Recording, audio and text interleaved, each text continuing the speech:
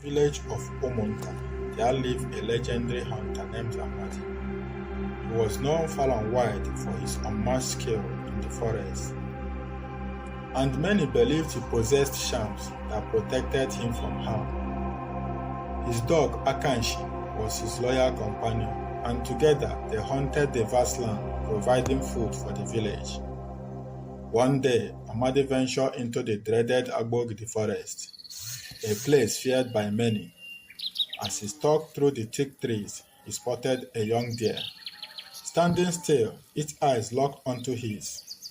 The deer did not run, but instead turned and moved deeper into the woods. Mesmerized, Amadi followed. The deeper he went, the stranger the air became. The trees whispered, and the wind carried voices from unseen mouths. Suddenly, the world around him shifted, and standing before him was Achala Ugo, the ghost of a woman long forgotten by the village. Her eyes burned with sorrow and rage. "Leave this forest and never return on an Eke market day," she warned. "It is forbidden. If you disobey, you will suffer a fate worse than death." Amadi, though brave, felt a chill run down his spine. He nodded and quickly left the forest, never speaking of what he saw. Months passed. Amadi's wife, Agbo, was heavy with child. One evening, she craved bushmeat and begged her husband to go hunting. Unfortunately, it was Eke market day, the very day he had been warned never to step into Agbo forest. At first, Amadi hesitated, but his love for his wife and his pride as a hunter made him dismiss the warning. "I am Amadi, the greatest hunter. No spirit dare stop me," he boasted, grabbing his hunting gun and calling for Akanchi, his dog. Amadi entered the forbidden forest. Hours passed, then days, then 2 days. The villagers grew worried. On the third day, they organized a search party, but Amadi and Akanshi were nowhere to be found. On the fourth day, just as hope was fading, Amadi returned. His body was weak, his eyes distant, his steps slow. The villagers shared, but Amadi remained silent. His spirit has seen horror beyond words. That night, he finally spoke to his wife. "The spirit trapped me," he said. "They won't let me go until Achala Ugo saved me." Achala Ugo had appeared before him in the spirit world, revealing her tragic past. She had been mistreated by her own people just because she could not marry nor bear children. Seen as a curse, she was shunned until she fled into the forest, where she lived and died. The only comfort she had was a farm, a baby deer she rescued and raised as her own.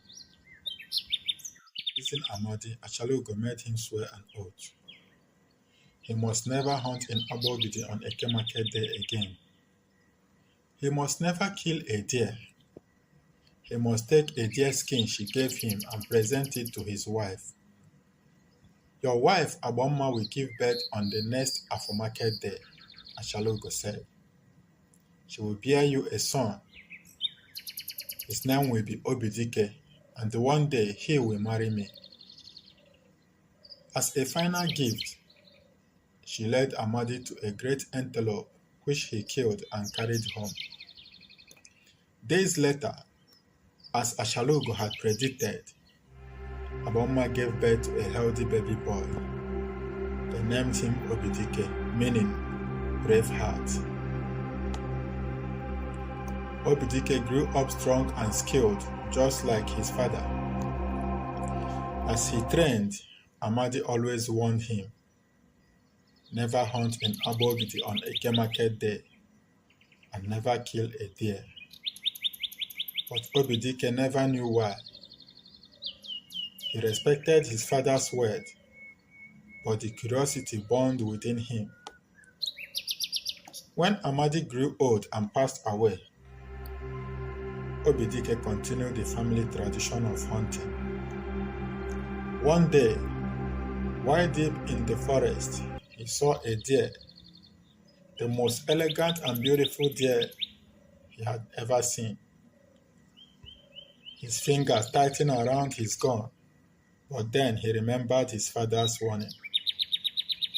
Why did father fear deer so much? He wondered, but he obeyed the father's word and let the creature go. Passed, and Obidike became a great man.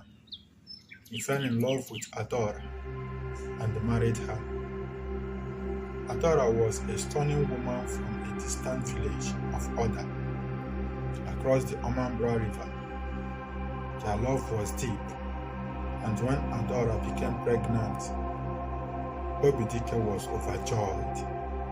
But what Obidike did not know was that Adora was the reincarnation of Achala Ugo. She bore him children, Obinna and Adannaya. And when she was pregnant with the third child, fate took a cruel turn. One fateful day, Obidike went hunting deep into the forest. He spotted a pregnant deer. Temptation overpowered him, and he tracked the deer, took aim, and struck it down. At that very moment, Adora screamed in pain at home. She collapsed, crushing her womb. Her life faded away with every breath. By the time villagers rushed to her side, she was dead.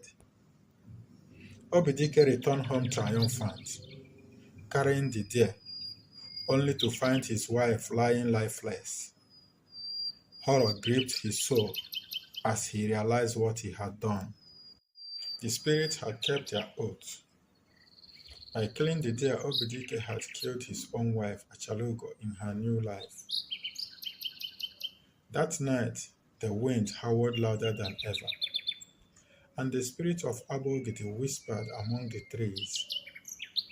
Ogidi had broken the sacred vow made by his father, and now the weight of the curse will pass on to the next generation. Ogidi mourned for days, his soul shattered by grief. His children, Obinna and Adannaya, grew up with the shadow of their mother's death haunting them. And though Ogidi never spoke of it, he knew the spirit still watched and waiting. Would his children suffer the same fate? Would the curse be broken? Or will it continue for generations? Only time will tell. The whisper in Ogidi never fade. The spirit never forgot. Tell us what you think about this tale. Should Ogidi have obeyed his father's warning, or was his fate already sealed? What lesson did you draw from this haunting story? Drop your thoughts in the comment below. Let's discuss. And please don't forget to like and subscribe for more interesting tales. Thank you.